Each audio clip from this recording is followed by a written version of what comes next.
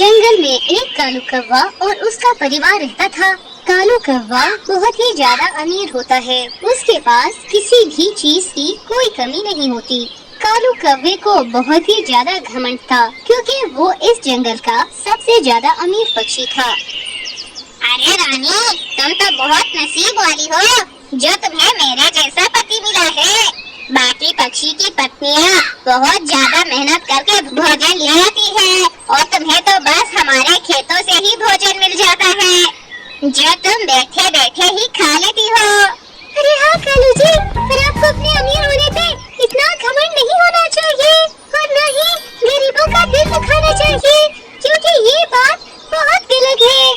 अरे बस भी करो अब, मुझे तुम्हारा लंबा ज्ञान नहीं सुनना है। और इस तरह से कालू कौवा रानी कौवी की बात को टाल देता है। उसे गरीब पक्षियों को तंग करने में कुछ ज्यादा ही मजा आता था। उसी जंगल में एक नीलो चिड़िया अपने 2 बच्चों के साथ रहती थी।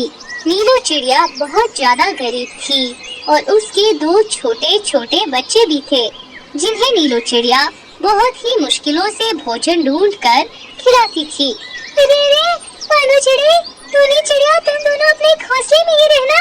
सर्दियों का मौसम बस आने ही वाला है और हमारा घोंसला बिल्कुल खुला है। मैं जंगल में लकड़ियाँ ढूंढने जा रही हूँ ताकि हम अपने घोंसले को ऊपर से बंद कर सकें। ये कहकर नीलो चिड़िया जंगल में तिनके ढूंढने के लिए निकल पड़ती है। नीलो चिड़िया तिनके ढूंढते ढूंढते बहुत ज्यादा आगे निकलकर थक जाती है और वो एक नींबू पानी की दुकान पर आकर रुक जाती है और कालू कौवा भी वहीं पर बैठा होता है। अरे बुलबुल बहन, जल्दी से एक नींबू पानी का गिलास बना दो मेरे लिए। अरे नीलो चिड़िया, बस तुम एक ही गिलास नींबू पानी का पीना, क्योंकि तुम तो बहुत गरीब हो। तुम्हारे पास तो इतने पैसे नहीं होंगे ना कि तुम ढेर सारा नींबू पानी लेकर पी जाओ। अरे कालू कौवे, इतना ज्यादा घमंड करना भी अच्छा नहीं होता। तुम कुछ ज्यादा ही घमंड करने लगे हो, मैं देख रही हूँ तुम्हें। अरे हाँ कालू कौवे, तुम अपनी अमीरी अपने घर पर जाकर दिखाना। तुम मेरे ग्राहक को बिल्कुल परेशान मत करो। बुलबुल की बात सुनकर कालू कौवे को बहुत ज्यादा गुस्सा आ जाता है और वे मन ही मन में सोचता है, अरे नींबू पानी बेचने वाली गरीब बुलबुल बहन, ये अब मुझे समझाएगी कि मुझे घमंड करना चाहिए या नहीं। अरे बुलबुल, मुझे जल्दी से 4-5 गिलास नींबू पानी का शरबत बना कर दे दो, जल्दी करो। बुलबुल नींबू पानी का शरबत बना कर कालू कौवे को दे रही होती है और कालू कौवा बहुत सारा नींबू पानी पी जाता है। अरे कालू कौवे, अब जल्दी से तुम मेरे पैसे दो। तुम इतने ज्यादा नींबू पानी जो पी गए हो। अरे अब क्या मैं तुम्हें इतने बकवास सड़े हुए नींबू के पैसे दूंगा? चलो भाई निकलो यहाँ से। अरे देखो कालू कौवे, तुम मेरे साथ ऐसा नहीं करो। तुम मुझे मेरे पैसे दो, वरना मेरा बहुत बड़ा नुकसान हो जाएगा। कालू कौवा बुलबुल की बात नहीं सुनता और बिना पैसे दिए वहाँ से चला जाता है। अरे बुलबुल बहन, तुम देखना, इस कालू कौवे को इसकी घमंड की सजा जरूर मिलेगी। कुछ ही दिनों के बाद बर्फबारी का मौसम भी आ जाता है।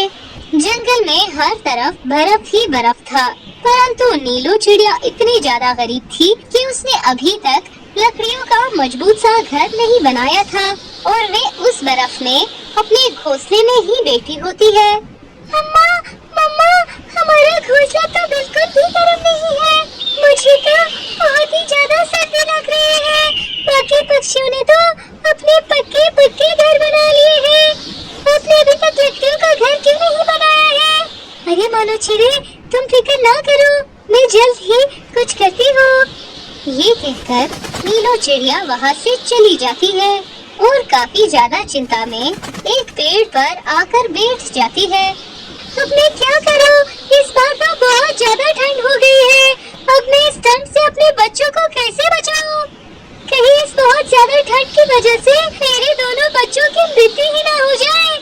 तभी नीलो चिड़िया को एक सामने वाले पेड़ पर कालू कौवे का पुराना टूटा फूटा घर नजर आता है और मीनू चिड़िया कहती है, अरे वाह, अगर इस घर को मैं बिल्कुल सही कर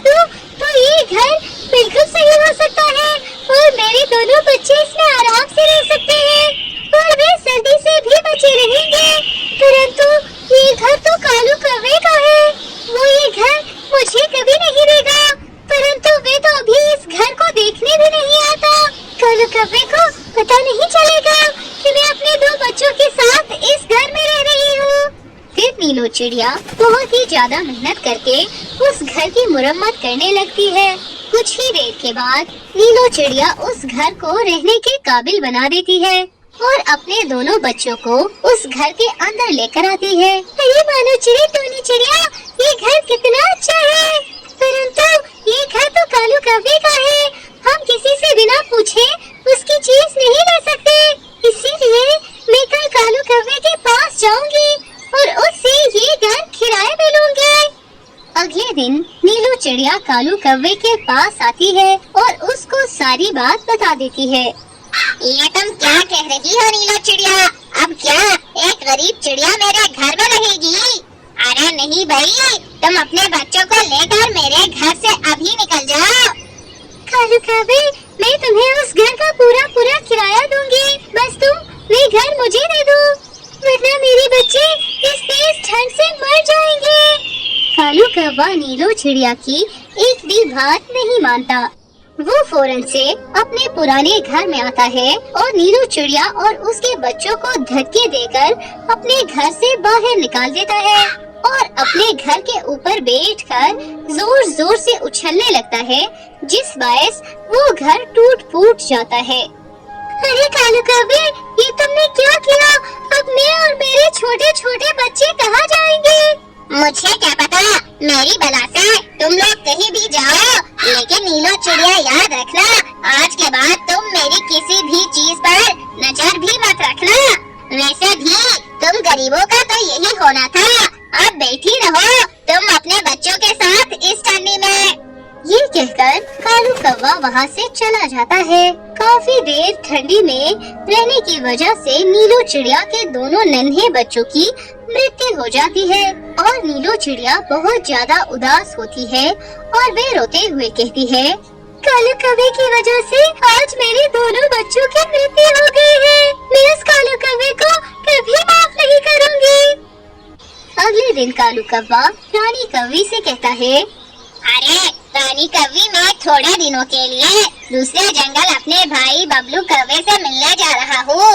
बस तुम अपना और मेरे इस अंडे का ख्याल रखना, क्योंकि इस अंडे से कुछ ही दिनों में हमारा बच्चा निकल आने वाला है।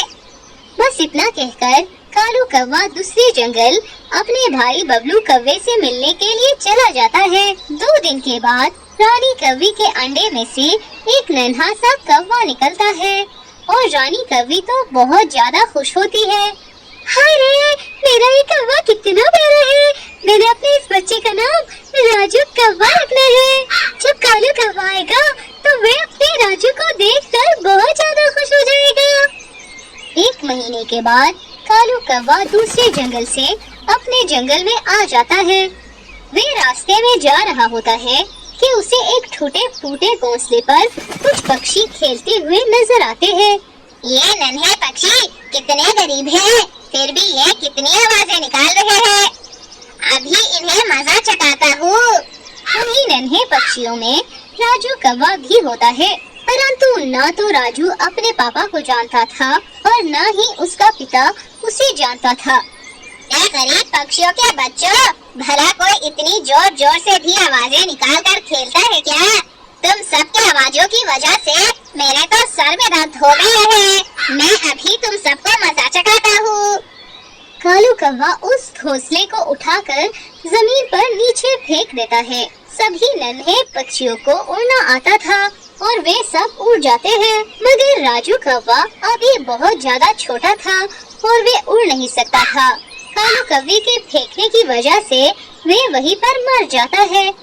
कालू कव्वा अपने घर में रानी कव्वी के पास आता है। उसे देखकर रानी कव्वी भी बहुत ज्यादा खुश होती है। अरे रानी, हमारा अंडा कहाँ गया? हमारे अंडे में से अब तक तो हमारा नन्हा सा कव्वा निकल गया होगा ना? अरे हाँ कालू जी, हमारे अंडे में से तो कब का नन्हा सा कव्वा निकल गया है और वे तो अभी अपने दोस्तों के साथ खेलने गया है। चलिए मैं आपको उसी के पास ले जाती हूँ। ये कहकर रानी कव्वी कालू कव्वे को राजू कव्वे के पास लेके जाती है। हाय रे, ये राजू कव्वा पेड़ से कैसे नीचे गिर गया और ये तो मर चुका है। रानी कव्वी की बात सुनकर कालू कौवा बहुत ही ज्यादा परेशान हो जाता है क्योंकि ये सब कुछ तो उसी ने ही किया था। अरे रानी, मुझे माफ कर दो। मैंने अपने राजू को किसी गरीब पक्षी का बच्चा समझकर पेड़ से नीचे गिरा दिया था, जिसकी वजह से हमारा राजू कौवा मर गया है। कालू जी, आपने बहुत बुरा किया है। ये आपको आपके घमंड की सजा मिल रही है। आपने नीलू चिड़िया के साथ भी कितना बुरा किया था। बस अब बहुत हो गया है। मैं अब इस घमंडी पति के साथ नहीं रह सकती हूँ। कालू जी, मैं तुम्हें छोड़कर अपने मायके जा रही हूँ। ये कहकर रानी कौवी कालू कौवे को हमेशा के लिए छोड़कर वहाँ से चली जाती है और अब कालू कौवा बिल्कुल अकेला हो गया था और उसे अपने घमंड की सजा मिल रही थी। तो दोस्तों, इस कहानी से हमें ये प्रेरणा मिलती है कि हमें कभी भी घमंड नहीं करना चाहिए। जो लोग घमंड करते हैं उनका हाल भी इस कालू कौवे के जैसा हो सकता है।